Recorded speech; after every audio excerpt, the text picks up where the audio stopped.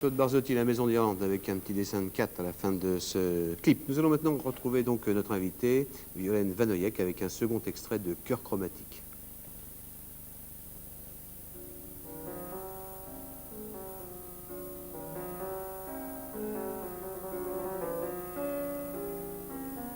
D'une bouche qui flûte tes reins, d'une oreille qui couvre mes seins, et tu me défiles, cil à cil, la grêle triangle le zinc, tes doigts mes cheveux, jusqu'à 5, et tu me dessines, cil à cil, le vent guimbarde la tôle, l'andante change de rôle, et tu me murmures, cil à cil. Aucun instrument dans l'espace paix, juste l'indéfinissable qui naît. Le couvercle ouvert du piano noir miroite nos corps enlacés, tangentiellement. Ta peau est blanche, ton visage long et la minceur de tes bras. Ta main secoue ma chevelure malade. Nos bouches se collent à distance dans ce miroir déformant, mouvance insaisissable des corps qui se moquent, ironisés, ironisant, pour faire l'amour au clavier. Univers dans nos regards, yeux à yeux, nuque à nuque. En ogive, tes mains caressent le haut de mon cou. Nos bras en croix, j'en fais autant.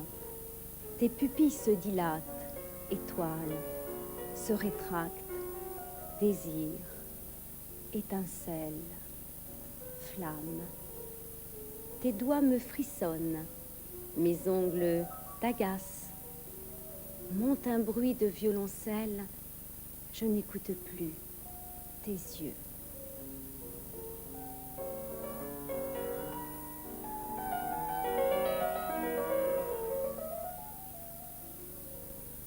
Ah, c'est agréable, Un tout second ça. extrait de Cœur chromatique avec Violaine Vanoyek.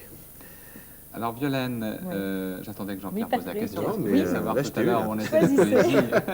On était la entre deux poésie feux. à l'heure actuelle en France. Vous allez peut-être nous le dire. Où en Où est se la place la poésie poésie? Moi j'ai l'impression que c'est un peu un pari que vous avez pris là, de faire ce disque, non? Non, pas du tout, parce que j'avais déjà fait un précédent disque il y a 3 ans, peut-être 3 ans et demi maintenant, qui avait bien marché. Donc celui-ci n'était pas un pari, c'était le premier qui était un pari, je crois.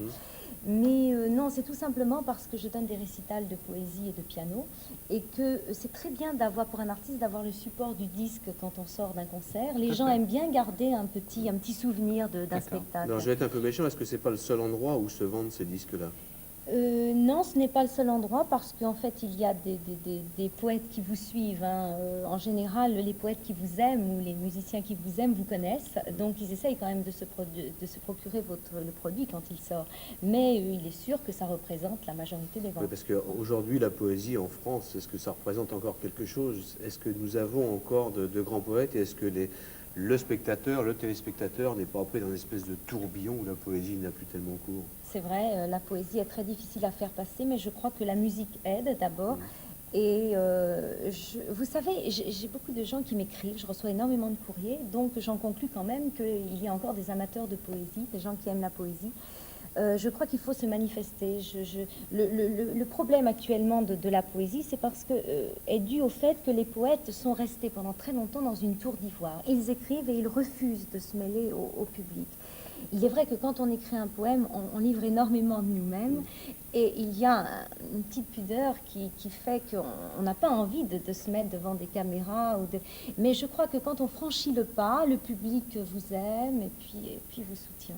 Et peut-être que le public est fidèle.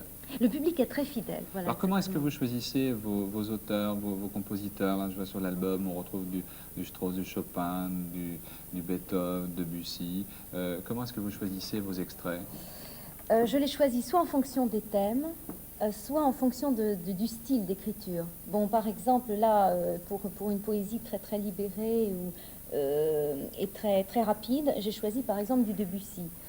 Pour vous donner un exemple comme ça, ou alors j'ai choisi Vivaldi pour les montrer quatre la saisons. Renaissance, oui, parce que le disque se termine sur la Renaissance, Et il est évident que dans l'automne de Vivaldi, le compositeur essaie justement d'exprimer cette renaissance. Donc là, c'était, disons, une liaison entre les thèmes, plutôt une recherche vis-à-vis du thème. Il peut y avoir aussi une recherche vis-à-vis du style. Et ce que je tiens à préciser, c'est que sur ce disque-là, on a choisi 65 extraits qui ont été montés. Donc il y a eu un montage de 65 extraits de musique par rapport au texte. C'est un travail de 3 mois. De 3 mois d'enregistrement, je parle. Hein. Évidemment, pas en restant toute une journée dans un studio quand même. Vous vous êtes vraiment fait plaisir.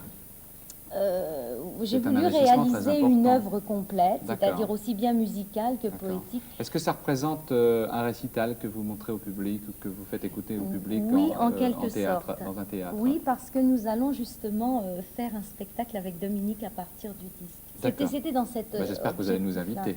Oui, si vous voulez, bien sûr. Bon, c'est noté. On enchaîne tout de suite avec la carte au jeu, Patrick. Si vous voulez, mon cher Jean-Pierre, je suis à vous. On va peut-être prendre un seul candidat. Écoutez, ou peut-être la moitié Enfin, d'un candidat, on va voir. Si ça va aller ou pas. Allez, la moitié d'un.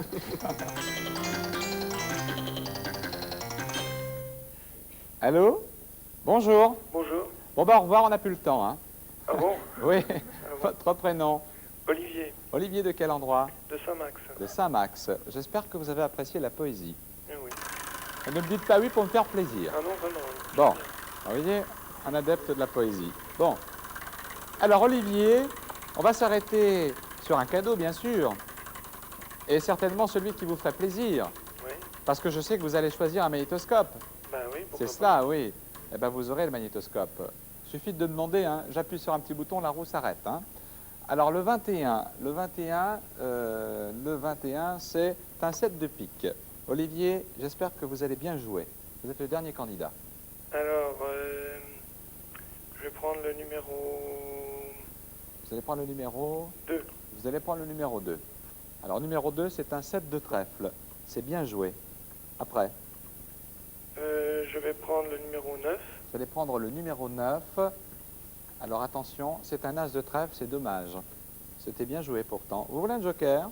Oui, On va jouer pour 3 cartes avec une question couleur. oui. Quelle Le couleur? numéro rouge. Le rouge. Vous voulez le numéro rouge et la couleur bleue. La Hein, couleur. d'accord. Alors, écoutez bien, on va jouer pour 3 cartes et je vais vous envoyer un réveil plafond. C'est un beau cadeau. Comment s'appelle la ligne fortifiée construite par les Allemands de 1941 à 1944 sur les côtes de la mer du Nord, de la Manche et de l'Atlantique? Donnez-moi la bonne réponse. Si vous ne me la donnez pas, vous avez 10 pages d'écriture. Alors, ça s'appelle il y a eu un film, du reste, qui était qui portait le nom, d'ailleurs. Le mur de l'Atlantique. Le mur de l'Atlantique. Vous êtes sûr? Ah oui, Vous ça ne voulez va. pas changer, alors? Non, non. Bon, c'est la bonne réponse, vous n'aurez pas les 10 pages d'écriture, et moi je perds un cadeau. Mais cela dit, ça me fait plaisir de vous l'envoyer. Réveillez plafond pour vous, bon week-end, à bientôt, bonne joyeuse Pâques. Merci, Au revoir. Joyeux Noël. Tu fait encore 30 secondes pour dire au revoir. Ah bah excusez-moi Jean-Pierre, hein, je voulais faire vite. Hein. Ok, on va passer tout de suite à notre séquence tremplin avec quelqu'un que vous avez peut-être déjà vu dans l'émission Turbulence